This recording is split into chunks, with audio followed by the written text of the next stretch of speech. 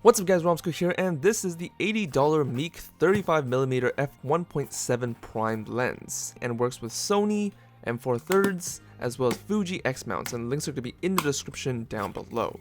So let's see what comes in the box, shall we? First, we actually get a small nylon drawstring bag to keep the lens protected during transit, but it's really average, so don't expect much. Next, we get a really soft polyester cloth to keep your lens clean and clear from dirt and spots. And lastly, we have the lens protected within two cardboard structures inside a bag.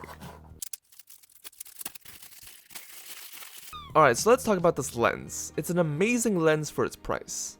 First off, the build is completely made out of metal, which is pretty rare when it comes to cheaper lenses like this, but the manufacturer definitely did not cheap out on the parts for this one.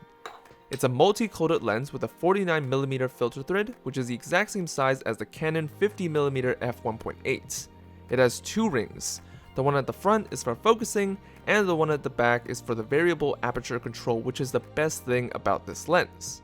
On the back here we have the micro 4/3 version of this lens, and you probably noticed that it's completely made out of metal, which is great because that means wear and tear of the mount will be minimal to none. And you can also see that there aren't any connection plates of any kind, which brings me to my next point. This lens is a fully manual lens. There is no autofocus available, which is probably why it's so cheap. However, that just means you need to do a little bit more work to get good photos and video.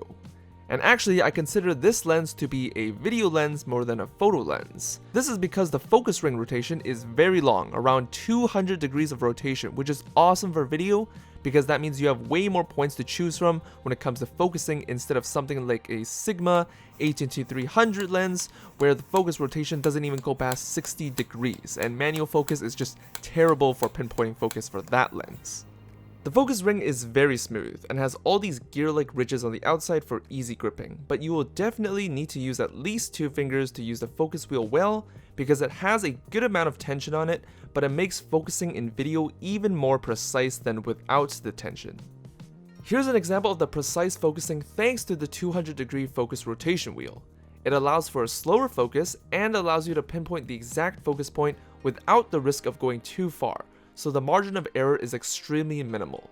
As mentioned before, this lens has a variable aperture ring, which means you can manually adjust how much light you want on your sensor without being limited to the traditional stops of light since it's all manual. So instead of going from 1.7 to f2.8, you're also getting f1.8, f1.9, 2, 2.1, 2.2, 2.3, and everything in between. The aperture ring is just as smooth as the focus ring with a little bit of tension, but has these small little ridge panels on each side instead for easy turning, and it works really well. There are 9 aperture blades, and if you know anything about aperture, the more blades there are, the more circular the bokeh balls appear, and this is no exception. And through this, you can also understand the amount of light allowed onto the sensor, considering how wide an f1.7 aperture is compared to even an f2.8 aperture. And since we have that f1.7, you can get those super shallow depth of field pictures and videos, and it also means the bokeh in general will be more visible instead of seeing just a blurry background. Here are just a few sample pictures with the lens. The depth of field is very shallow at f1.7, almost at the point of having an object be in focus in one area but not in another. And in video, you can see the bokeh balls thanks to the wide aperture, and when focusing on something closer, it looks extra sharp thanks to the contrast between the focus and the bokeh in the background. Overall, I really like this lens and would definitely get the 25mm version as well.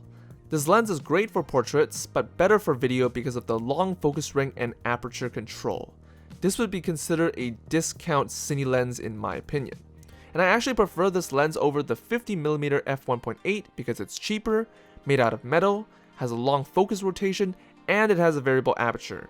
I highly recommend this lens if you're using Sony or micro 4/3 cameras. Although not having autofocus kind of sucks, this lens will still help you get those sharp shots in manual focus. Just use focus peaking or something to help you out and everything will look amazing. Thanks for watching this review guys. If you guys liked it, give a thumbs up, subscribe to the channel to see more videos like this, and I will see you guys in the next video. Peace.